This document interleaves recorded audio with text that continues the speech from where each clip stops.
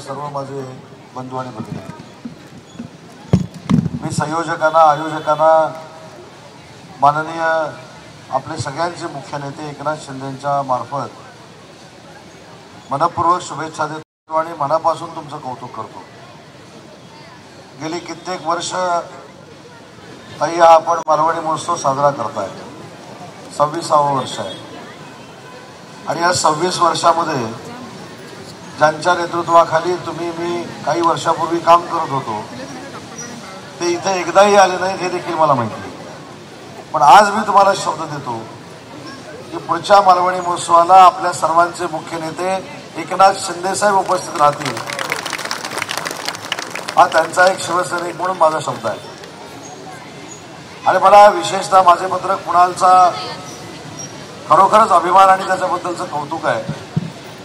आज मी सकाळी ताई रत्नागिरीमध्ये होतो, रत्नागिरीचा कार्यक्रम झाल्यानंतर मी कोल्हापूरमध्ये होतो, कोल्हापूरचा कार्यक्रम झाल्यानंतर मी सोलापूरमध्ये होतो, सोलापूरचा कार्यक्रम झाल्यानंतर सोलापूरच्या पुढे माढामध्ये होतो आणि तिथून जेव्हा मी कळिनामध्ये आलो, कुणाल किती हुशार आहे बघा,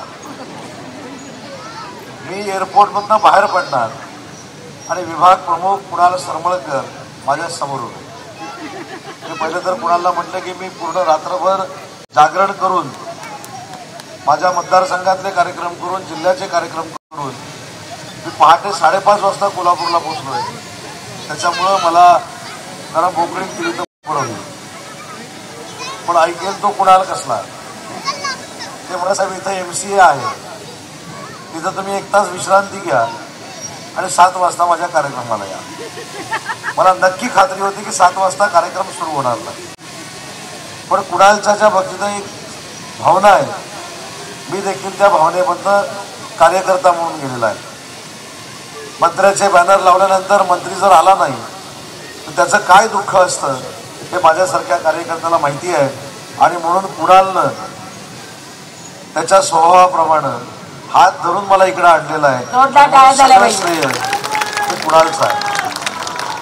आणि अजून एक महत्वाची गोष्ट सांगतो, ज्या दोघांच्या मध्ये मी बसलेलो आहे ते दोघेही संघटनेसाठी अतिशय महत्वाची भूमिका या संपूर्ण परिसरामध्ये बजावत आहेत आणि त्यांच्यामुळं विक्रमी सभासद नोंदणी ही शिवसेनेची होईल याबद्दल देखील माझ्या मनामध्ये शंका नाही।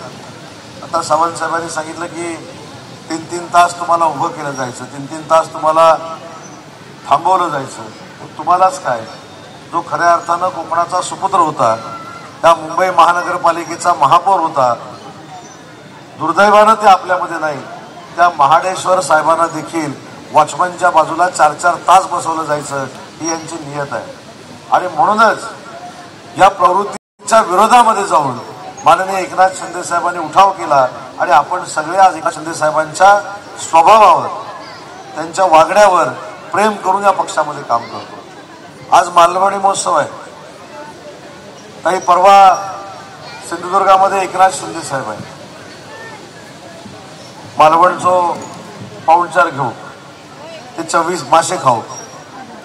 तर मला असं वाटतं की कोकणानं वंदनीय बाळासाहेबांवर प्रेम केलं आणि त्याच्यानंतर जर कोणावर प्रेम केलं असेल तर ते बाळासाहेबांचा राजकीय वारसा पुढे नेणाऱ्या एकनाथ शिंदे साहेबांवर केलं।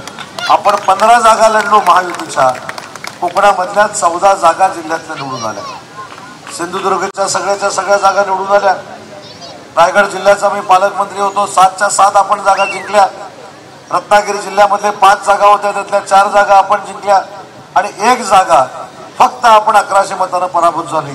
ती का झाली, कशामुळे झाली हे सांगण्याचं व्यासपीठ नाही, पण तसं जर बघितलं तर 15च्या 15 जागा जिंकल्यामुळं मतदारांनी शिक्कामोर्तब केलं की वंदनीय बाळासाहेबांनंतर शिवसेनेचा विचार आणि खरी शिवसेना जर कोणाची असेल तर ती एकनाथ शिंदे साहेबांची आहे। हे मतदारांनी नुसतं कोकणात नाही तर पूर्ण महाराष्ट्रामध्ये सिद्ध केलं। आपण किती जागा लढलो, आपण 80 जागा लढलो, 80 मधले 60 आपले आमदार निवडून आले, म्हणजे आपला रिझल्ट हा 77% लागला।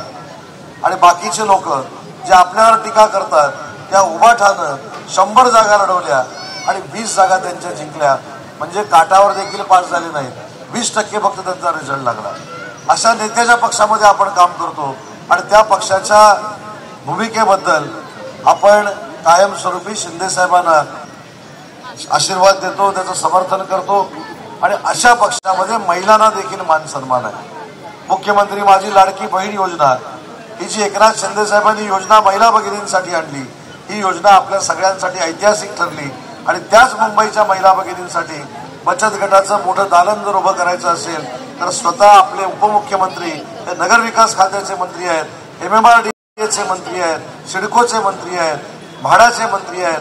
मी आपल्याला शब्द देतो की पुढच्या महिन्याभरामध्ये साहेबांबरोबर बैठकीचं आयोजन करून या मुंबई शहरात फक्त आणि फक्त बचत गटासाठी भवन कसं उभारता येईल यासाठी आपण सगळ्यांनी मिळून प्रयत्न करू. शेवटी आपल्याला ही यंत्रणा कोणासाठी उभी करायची आहे? माझ्या महिला भगिनींसाठी करायची आहे, कोकणातल्या लोकांसाठी करायची आहे, माझ्या रत्नागिरीतल्या लोकांसाठी करायची आहे, पालघरपासून सिंधुदुर्गपर्यंत या मुंबईमध्ये राहणाऱ्या सगळ्या माझ्या कोकणी बांधवांसाठी करायचं आहे. आणि म्हणून मला असं वाटतं की आपण सगळ्यांनी ताकदीनं भविष्यामध्ये एकनाथ शिंदे साहेबांचे हात बळकट केले पाहिजेत. एकनाथ शिंदे साहेबांचे हात बळकट करत असताना जोरदार सभासद नोंदणी केली पाहिजे आणि सभासद नोंदणी करताना आमच्या मतदारसंघामध्ये उबाठा जरी आमदार निवडून आला असला तर त्याच्यापेक्षा 1000 पटीनं सभासद नोंदणी ही शिवसेना करू शकते हे आपल्याला दाखवून द्यायचं आहे. आणि एवढंच आपण या ठिकाणी करावं. आणि अजून एक महत्वाची गोष्ट ज्याबद्दल मला खरोखर आनंद झाला, इथल्या सगळ्यांनी येऊन मला पुष्पगुच्छ दिला, पण त्याचं सगळं श्रेय कुणालचं होतं. पाईपलाईन झाली, ही पाईपलाईन काय मी केली नाही, ती कुणालनं केली. पण त्याच्या मनाचा मोठेपणा आहे की मंत्र्याचा सत्कार त्यांनी करून घेतला. अजून 3-4 मंडळं इथं आली, त्या सगळ्याला आर्थिक सहाय्य करण्याचं काम कुणाला केलं होतं. आणि हाच वारसा माननीय एकनाथ शिंदे साहेबांचा आहे की ज्याच्यावर अन्याय होतोय त्या अन्यायाच्या विरोधात पेटून उठायचं आणि ज्याला मदत करायची आहे त्याला पुढे जाऊन मदत करायची, ही देखील भूमिका आपण सगळ्यांनी मिळून घेतलेली आहे. आणि ज्याचा उल्लेख मगाशी मी केला की ज्या ताईला मी भेटलो, काय तिचा दोष आहे? आज मला असं वाटतं की महिला भगिनींनी, म्हणजे मी तुम्हाला सांगण्या एवढा मोठा नाही, पण आपल्या कोकणातल्या सगळ्याच मंडळींनी, पुरुषांनी असेल, मुलांनी असेल, महिला भगिनींनी असेल, त्या मुलीचा आदर्श घेतला पाहिजे. आज सकाळी ती डायलिसिस करून इथं आली स्वतःचं कुटुंब चालवण्यासाठी. तिला हृदयाचा विकार असताना देखील माझं कुटुंब चाललं पाहिजे या भावनेतनं तिनं इथं स्टॉल लावलेले आहे. मी आज कुणालजी शब्द देतो की ती शेवटी आपल्या सगळ्यांची बहीण आहे आणि तिचं आरोग्य चांगलं करणं ही शिवसेना म्हणून आपली जबाबदारी आहे आणि त्याच्यासाठी वाटेल ते करू. पण पुढच्या वर्षीच्या मालवणी महोत्सवामध्ये तिला चांगली करून आणू हा शब्द या कार्यक्रमाच्या निमित्तानं देतो. आज अतिशय चांगल्या कार्यक्रमाला उपस्थित राहण्याची संधी माझ्यासारख्या कार्यकर्त्याला आपण दिलीत त्याबद्दल आपले आभार मानतो. आणि कुणालचा कार्यक्रम म्हणजे वाजत गाजत असणारा कार्यक्रम आहे आणि कुणालच्या कार्यक्रमाला आल्यानंतर, ताई तुमच्या कार्यक्रमाला आल्यानंतर प्रसिद्धी करावी लागत नाही. 1 तासामध्येच रील तयार होतात, 1 तासामध्ये व्हिडिओ तयार होतो, 1 तासामध्ये बातम्या तयार होतात आणि परदेशातली माणसं फोन करून सांगतात, अरे तू प्रभाग क्रमांक 7 मध्ये गेला होतास. त्याच्यामुळे एवढी सिस्टीम कुणालनं तयार केलेली आहे. हे चेष्टेनं सांगत नाही, हे खरं आहे. आज तू एअरपोर्टला काम करतोय संघटना म्हणून, शिंदे साहेबांचा प्रामाणिकपणाचा विचार पुढे येतोय आणि शिंदे साहेबांवर जर कोणी बोट दाखवण्याचा प्रयत्न केला तर त्याला देखील धडा शिकवण्याची ताकद जशी वंदनीय बाळासाहेबांबरोबर काम करत असताना त्याच्या काकांची म्हणजे श्रीकांत सरमळकरांची होती, आज तोच वारसा शिंदे साहेबांच्या बाबतीमध्ये कुणाल सरमळकर चालवतोय. हे खरोखरच आमच्या सगळ्यांसाठी अतिशय महत्त्वाची बाब आहे. आणि म्हणून मनोगत संपवत असताना त्याचा अजून एक किस्सा सांगतो आणि मी माझं मनोगत संपवतो. मी सगळ्यात जास्त जर मुंबईमध्ये कार्यालयात कोणाच्या गेलो असेल ते कुणालच्या कार्यालयात गेलो. आणि कुणालच्या कार्यालयामध्ये एकदा गेलेलं असताना माझ्या समोर काही एक व्यक्ती बसली होती आणि तो मला ओळखत नव्हता, त्याचा काही संबंधच नाही मला ओळखण्याचा, पण मी त्याला ओळखत होतो. पण माझ्या लक्षात येत नव्हतं की मी ह्याला कुठं बघितलंय. मी ह्याला बोलवलं, म्हटलं हे साहेब माझ्यासमोर बसले, त्यांचं नाव काय? तर म्हटलं श्रीलंकेचा क्रिकेटचा कॅप्टन अर्जुन रणतुंगा. म्हणजे जो श्रीलंकेच्या कॅप्टनला स्वतःच्या ऑफिसमध्ये आणू शकतो, आम्ही तर किरकोळ होतो. त्याच्यामुळे त्याची ओळख बघा. आणि परत त्याचा आदर सत्कार केला, त्याचा सन्मान केला. सन्मान केल्यानंतर अर्जुन रणतुंगला जाताना सांगितलं की त्याच्या भाषेत जे काही सांगायचं ते. तो म्हणाला मी भारतामध्ये अनेक वेळा आलो, महाराष्ट्रामध्ये अनेक वेळा आलो, पण ॲज अ शिवसैनिक म्हणून कुणाल सरपळकरांनी जो माझा सत्कार केला हा अतिशय मोठा होता आणि राजकीय पक्षाने केलेला माझा पहिला सत्कार होता. आणि म्हणून कुणाल असंच काम करत राहा, आम्ही सगळे तुझ्या सोबत आहोत.